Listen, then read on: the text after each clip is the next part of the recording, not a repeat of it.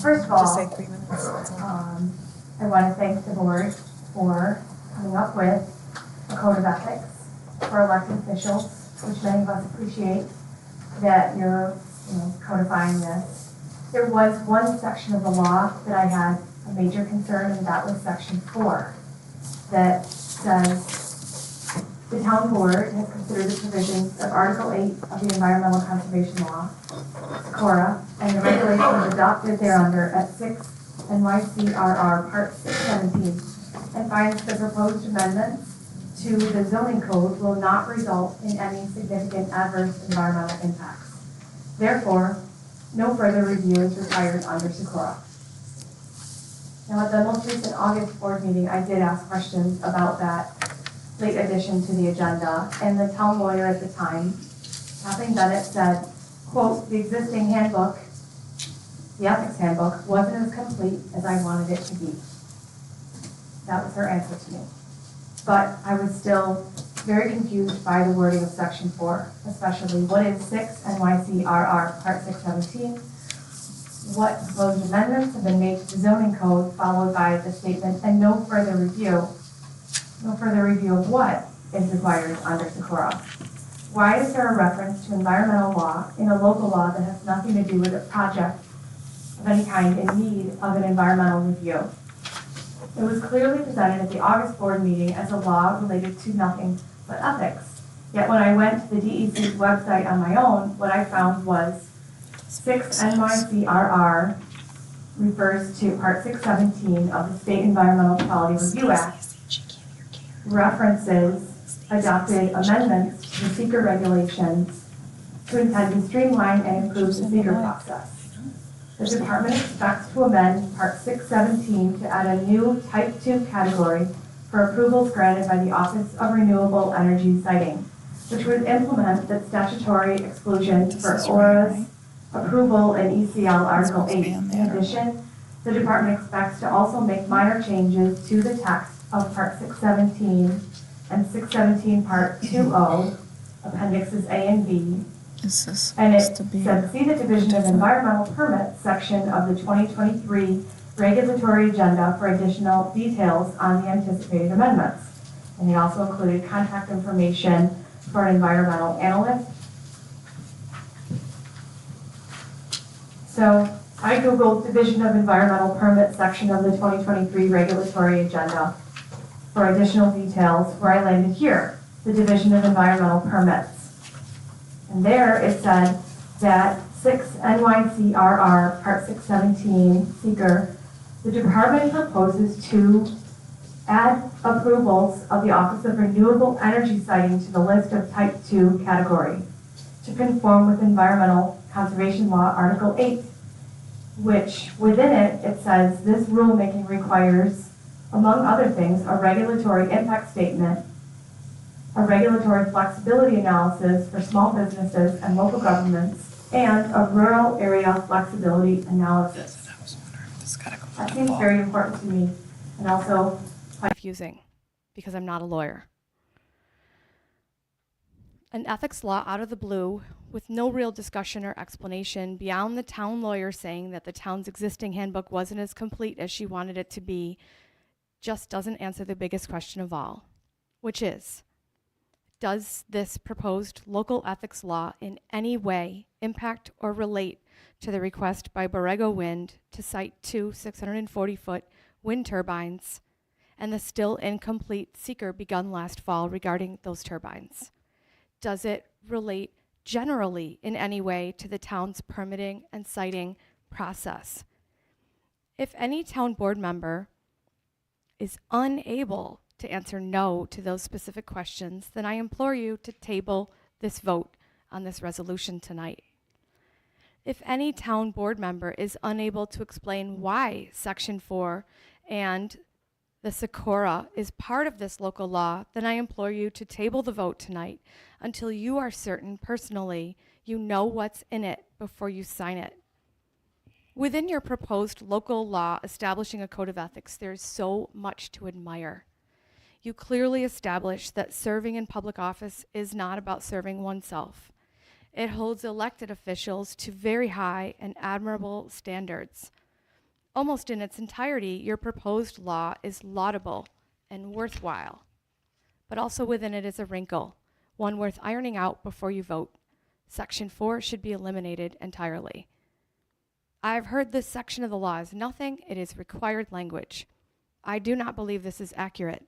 In fact, according to New York State guidance, and I have the document for you, entitled State Environmental Review Act frequently asked questions for local officials. It is only required if the project affects the environment or if it commits the municipality to a definite course of further decisions, such as a municipality's comprehensive plan. And that's on page 10 of the document I'll give you. There's no mention anywhere in the law of a project that involves altering the physical landscape of the town of Shelby. There's no mention anywhere of a specific zoning code change or amendment, at least not in language people understand. There's only this reference to Article 8 of the Environmental Conservation Law and regulations adopted thereunder at 6 NYC-RR Part 617. So why does Section 4 of your law mention an amendment to the zoning and then conclude by saying no review is required because the proposed amendment will not result in any significant adverse environmental impact? Environmental impacts on what? At best, it is bad writing. No small thing at $300 a pop.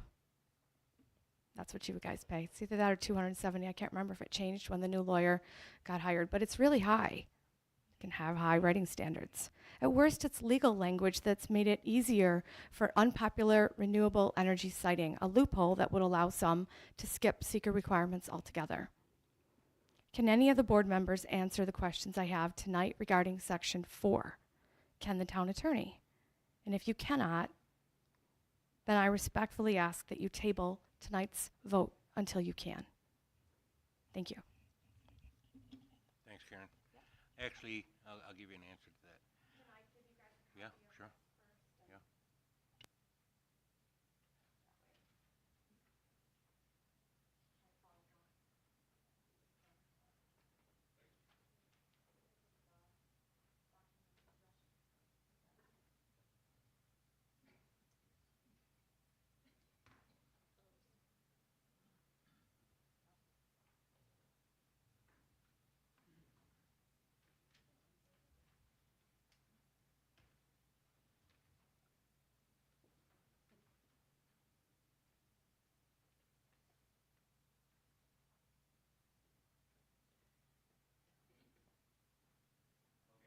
Code of ethics law, the reason we have this code of ethics law, is everyone sitting up at this table, the employee code of ethics does not apply to.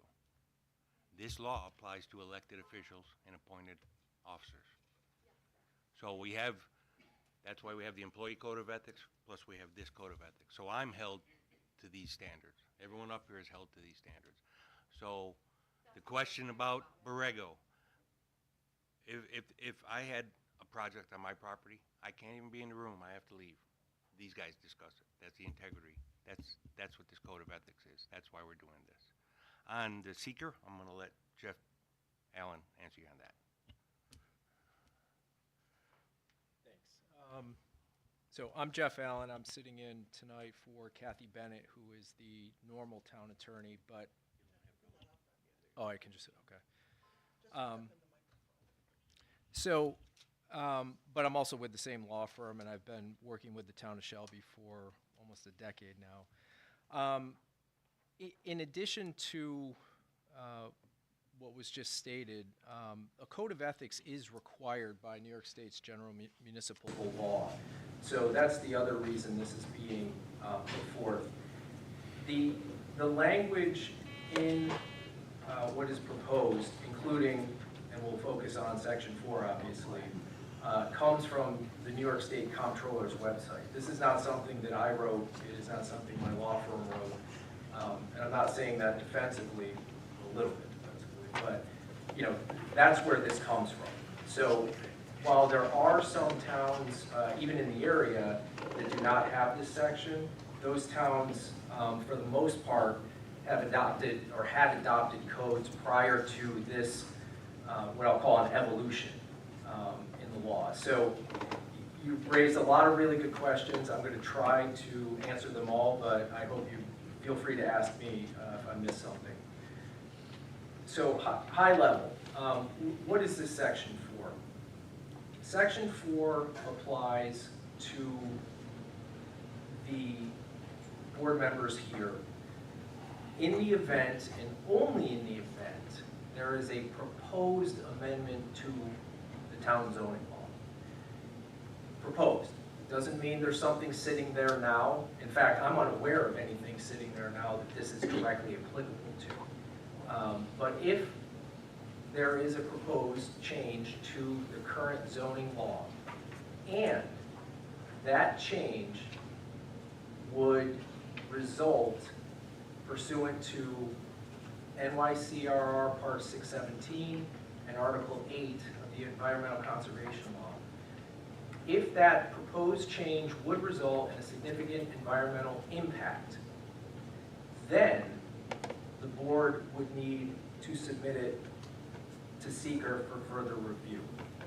If the board determined that a proposed amendment would not have a significant environmental impact, then they would not need to submit it to the state for further review.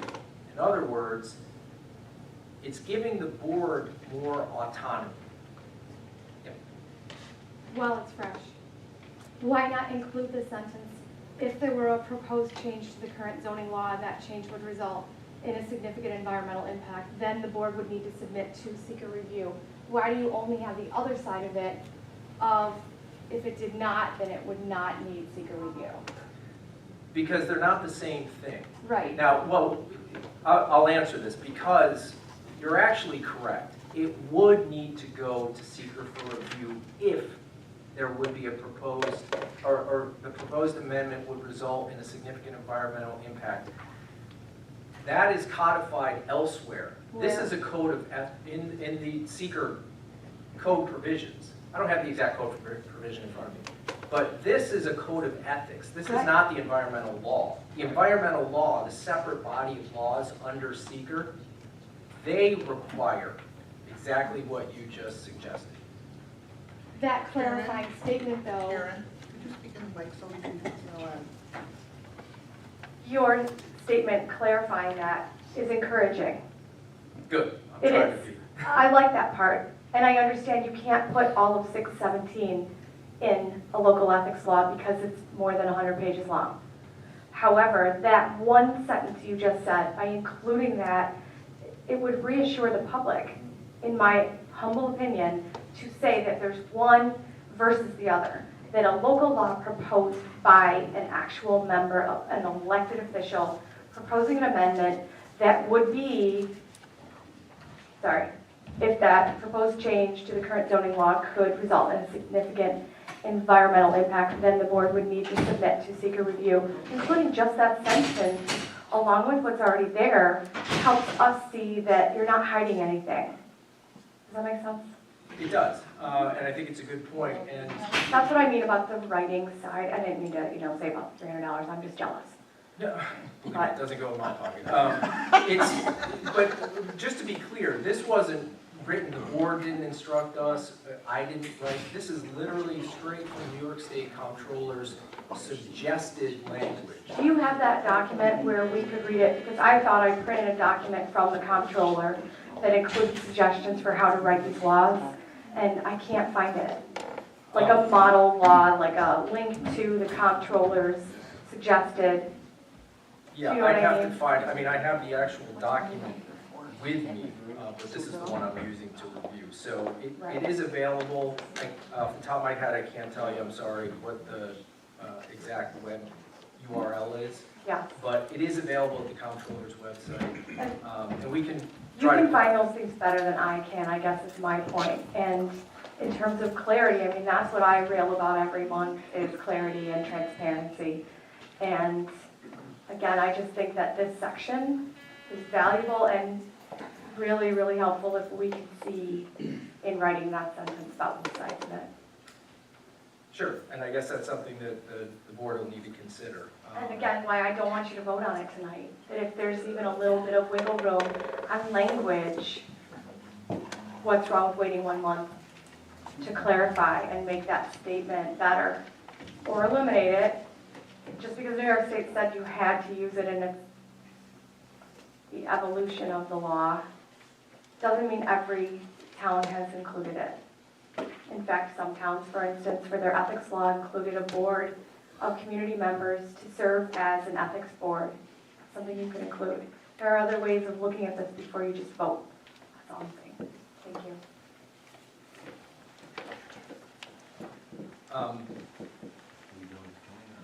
Well, I mean, there were a number of questions. Should I continue, or? Were you good, Karen? I'm good. I'm You fine good? listening to what Okay. Jim thinks. So, talk into the microphone. Yeah, I will in a second here.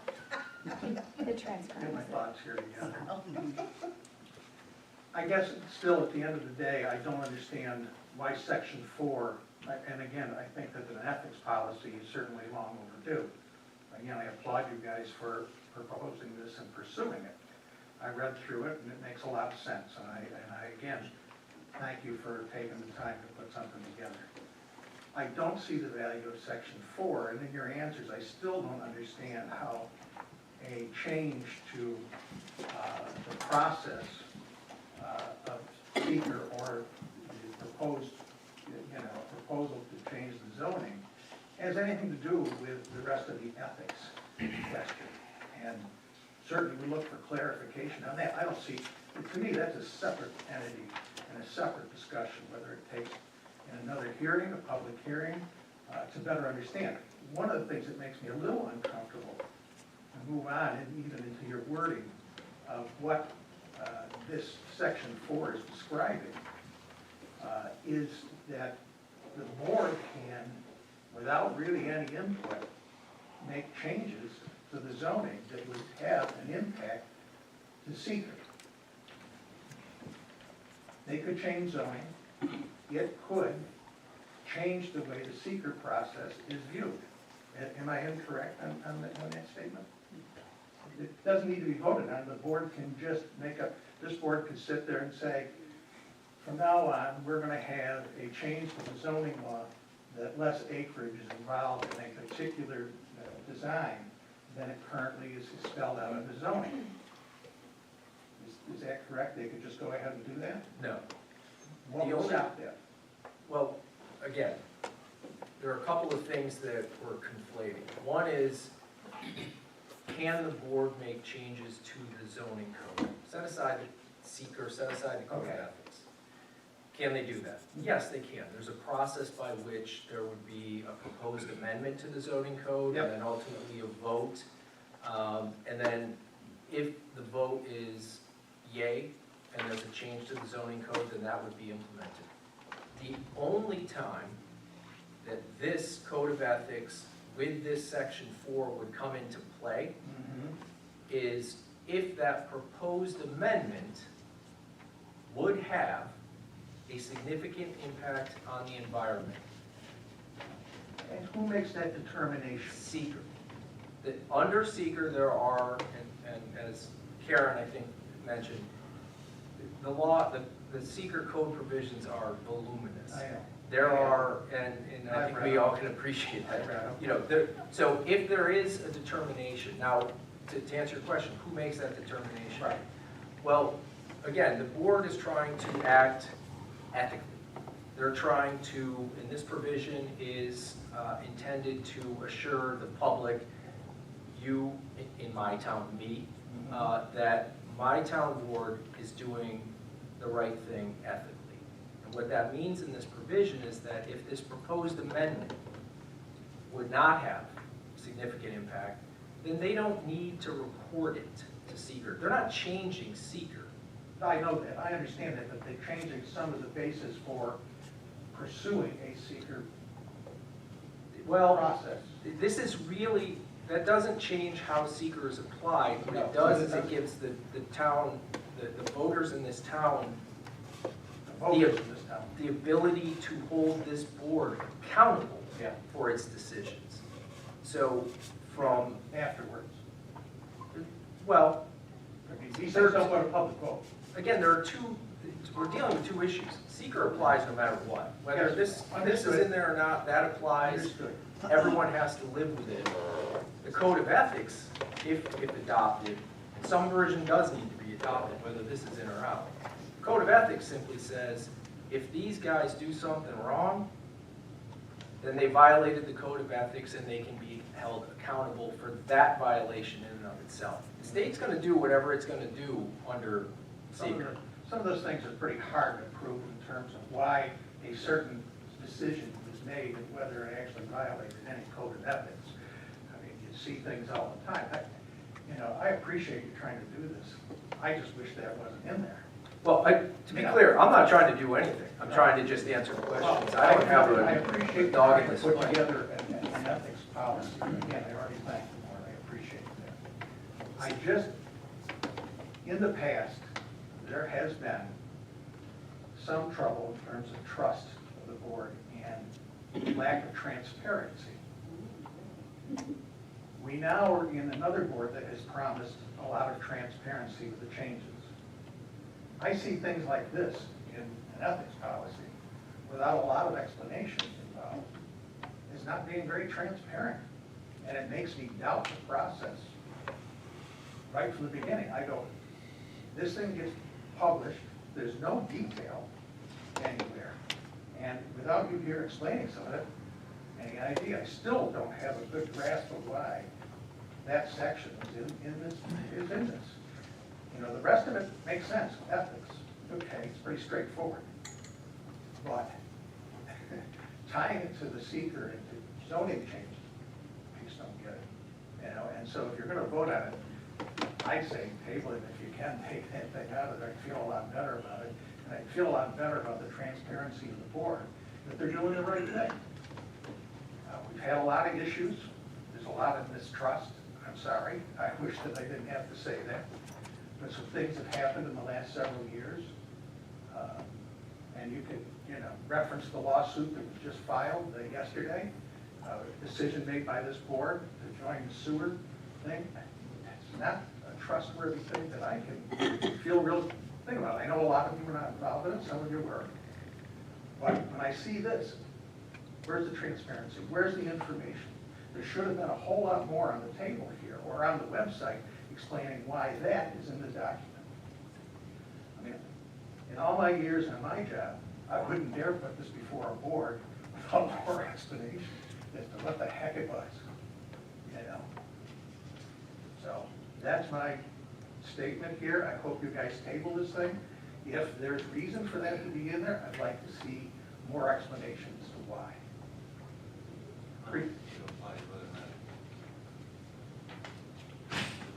Again, the seeker laws apply regardless of what you include or don't include in your code of ethics. This code of ethics provision simply allows the board to, here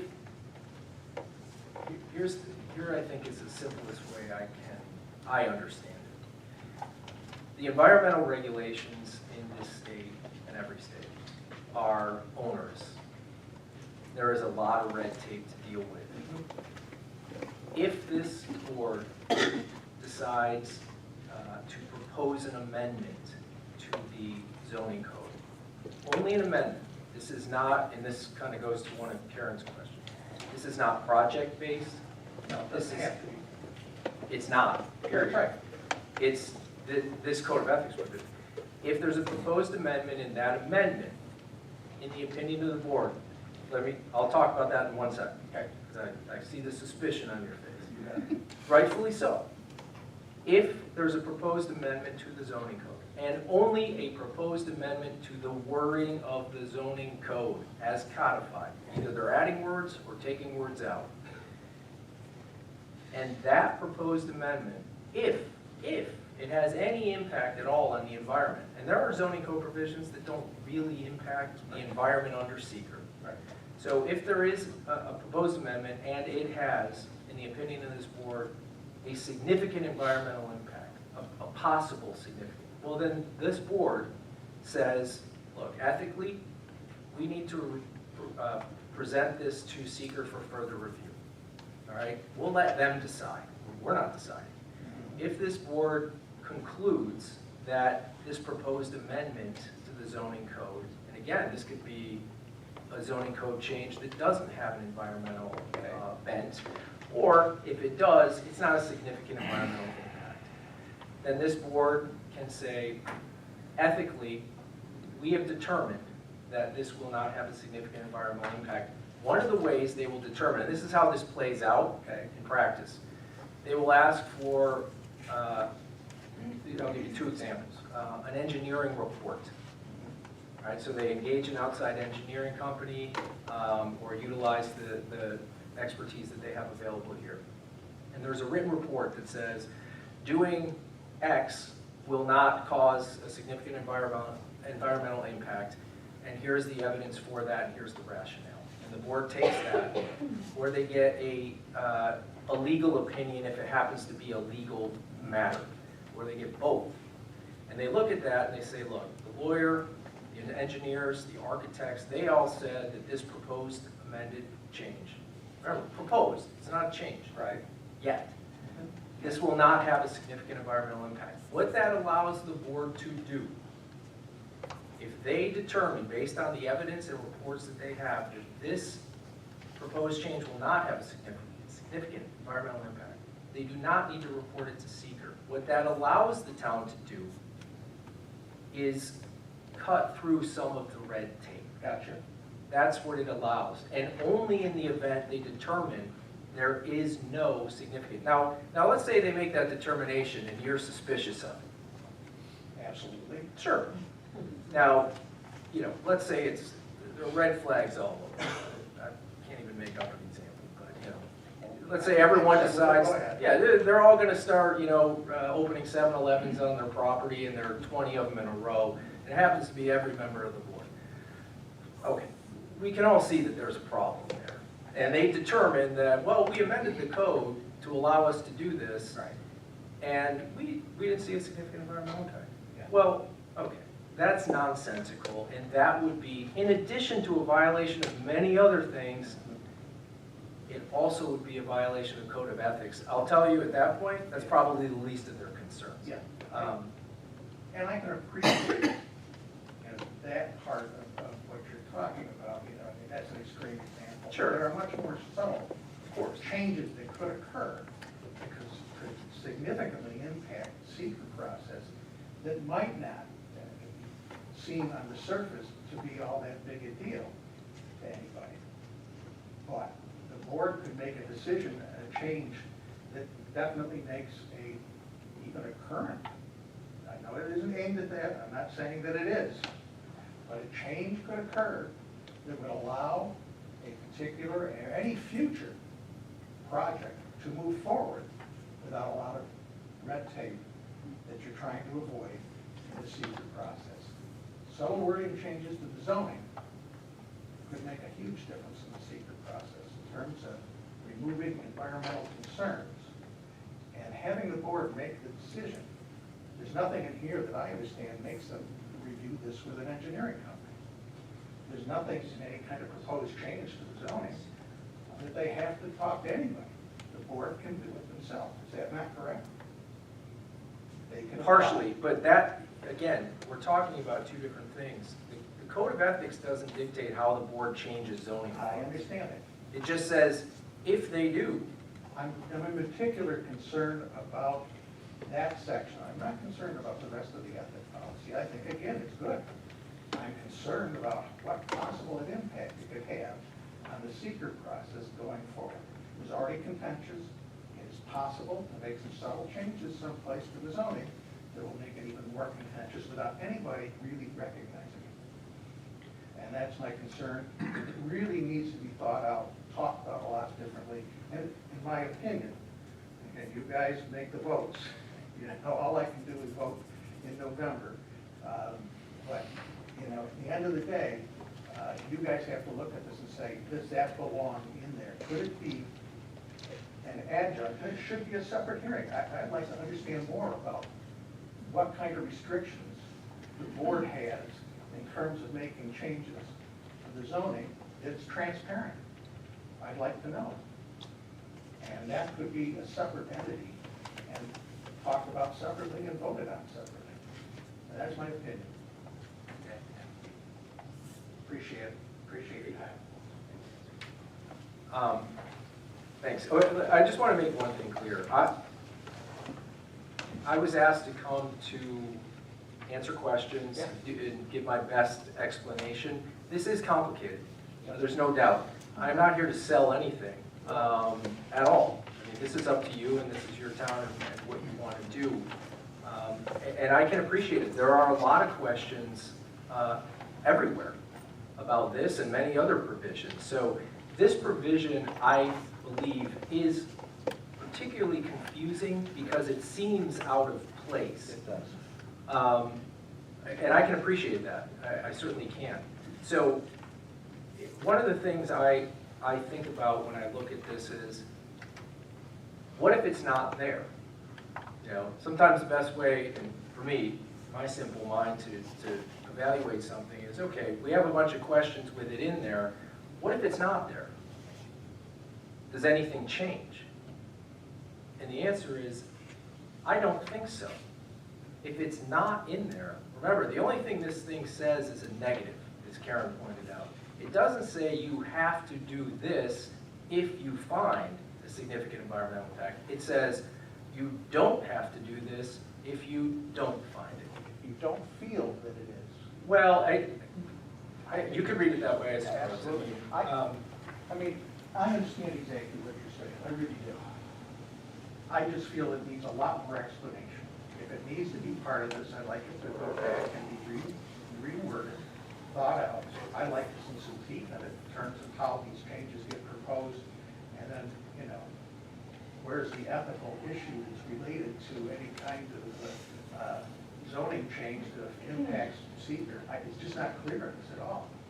And when I first read this, it reminds me of what the federal government does and what the state government does when there's members of Congress or Senate that have a special thing that they want to get through, but they know they're never going to vote it on, so they stick it in the defense bill.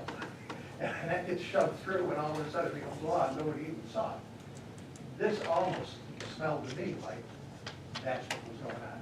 If there is a true reason for it to be in there, and it has an impact that I, and I'm sure others, could feel comfortable with, then why not word it that way and provide the information for the public, not just me, but for the public to see and to feel more comfortable with what is being done.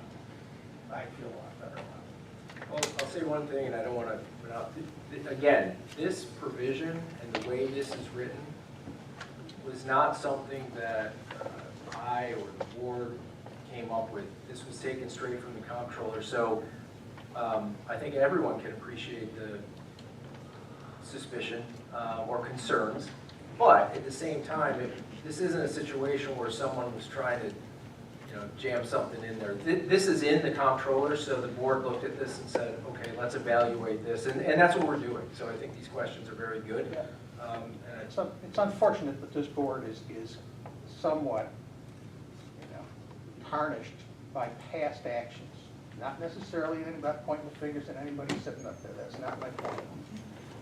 But That's why I'm trying to get a code of ethics, so everyone's held yeah, but I just mean so. Hey, Karen. That's where I get the In case suspicion. somebody else wants to speak first. You already had your hand. That's why I was suspicious. You know, and I I'd like to want see better everyone held explanation. accountable. Yeah. Did anyone else have a comment before Karen speaks in? Questions? Okay, Karen. Thank you, Scott. And thank you, Jeff, for listening. I have something conciliatory to offer, which is that I really appreciate what you're saying. When you clarify the law, I did find it very helpful. When I suggested tabling the vote and looking at it, and I suggested possibly eliminating it, after what Jeff said, I could see the value of part of this. One specific change you could make that would make it maybe more palpable to some of us would be that in section 4 after 617, and I'll give you this, Jeff, so you have a copy, a comma, and then the regulations adopted there under at 6 NYCRR part 617, comma, a supermajority, meaning 4 of 5 members, comma, and finds that, comma, with the evidence they've been provided, that the proposed amendments to the zoning code will not result in any significant adverse environmental impacts, therefore no further review. It gives you more standing to say, we're not trying to pull the wool over anyone's eyes, because we know it's so serious to make any kind of change to our zoning and kind of smooth the way with seeker. 4 out of 5 voting members. You're saying there are times when maybe it's worth our time to say we really need to have almost all of us, if not even more, a full, unanimous vote. Do you know what I'm saying? That I think that would offer something that acknowledged that perspective. Anyway, thank you again for the public hearing and listening. Okay, anyone else have any other questions? Comments? By show of hands, how many people want that secret paragraph out of there? 1, 2, 3, 4, 5, 6, 7, 8. Well, how about voting on changing it or Oh, tabling yeah, it? okay, so- Can you vote on, can you take a I'm hand just doing vote? I'm just doing I a know, can you poll. do a hand vote on how many want to just table it for, I am month? going to table. what? I'll either, we're not gonna vote on that tonight, I'll table it, and I'll either call another meeting, or we'll, at next month's meeting, just depending on when we can get together next. If we add some type of statement to that, how many people would be all right with that? If we say we have to have Depending on the statement. Yeah, I was gonna say, no, nothing, I know it is. something along the lines of what she said. Yes, I no? have to see it, yeah.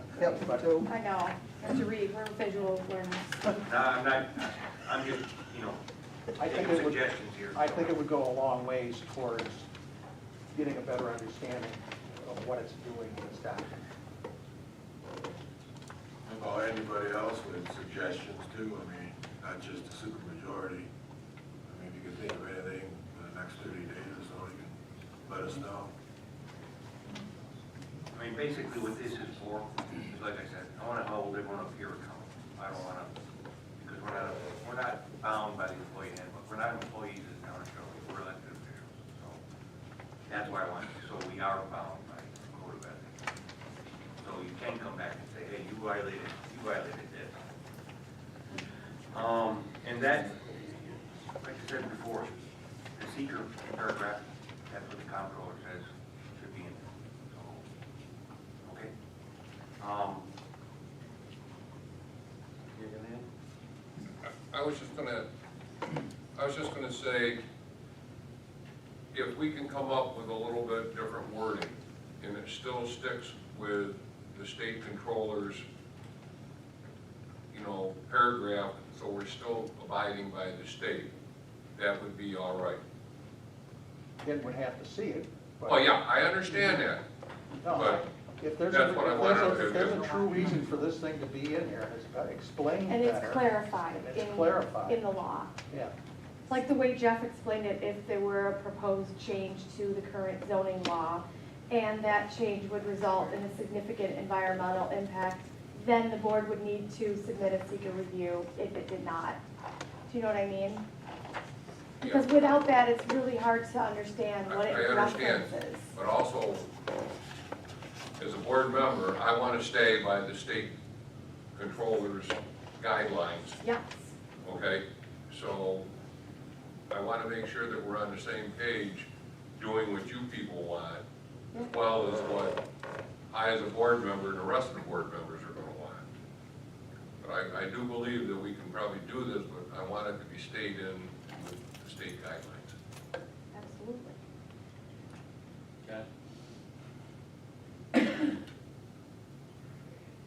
Yeah, I've got something here that, if you folks have got your paperwork here on proposed local law, turn to section 15.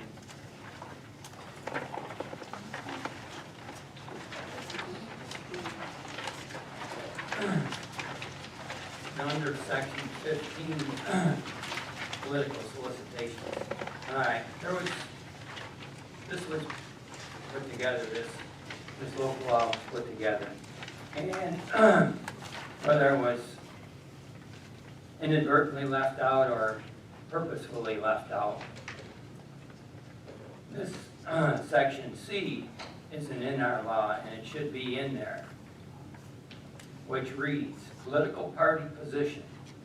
No municipal officer or employee may, while serving as an elected or appointed town employee, be a committee person, chairman, vice chairman, or other officer of any town political party, with the exception of committee persons, as of the date of this policy enactment, who shall be considered grandfathered.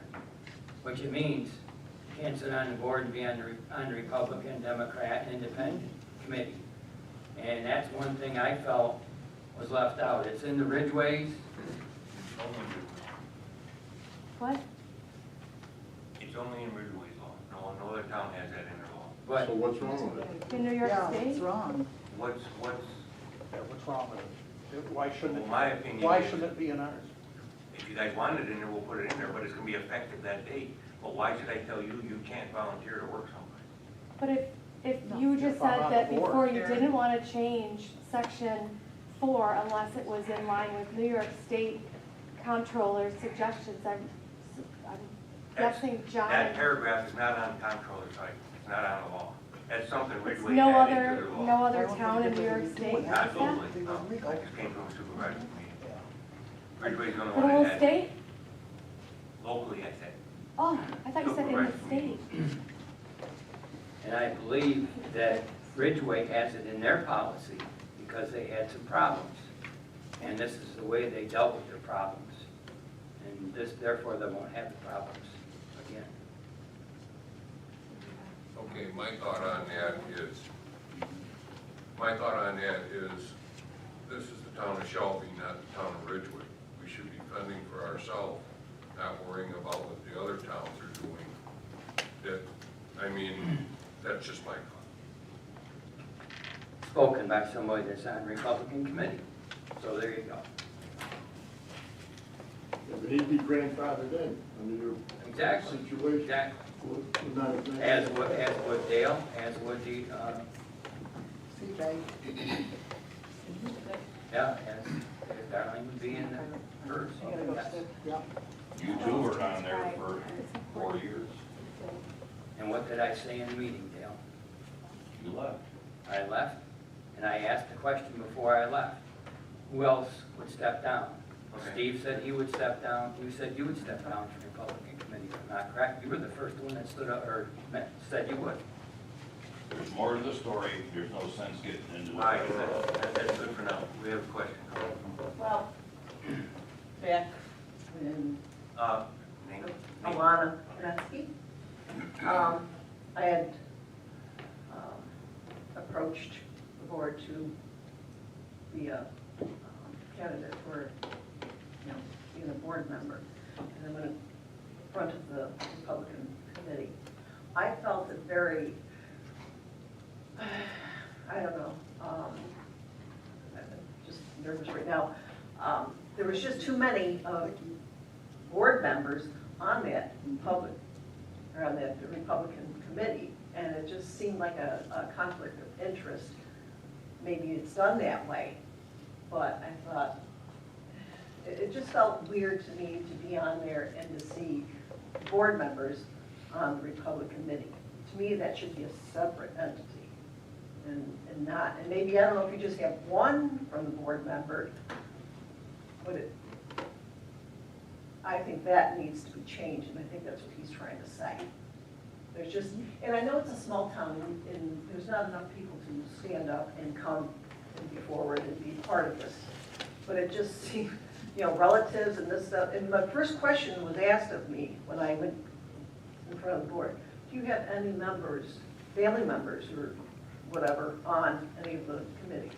And that should, you shouldn't have family committees or family members, because that's still a conflict of interest.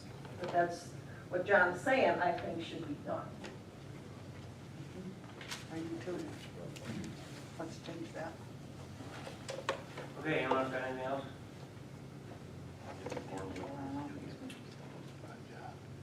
Last chance, last call? Anything else? All right, we'll either schedule a meeting before the next town board meeting to go over this again, of another public meeting, or the next town board meeting. I'll make sure we notify you. All right, thank you, everyone. Thank you.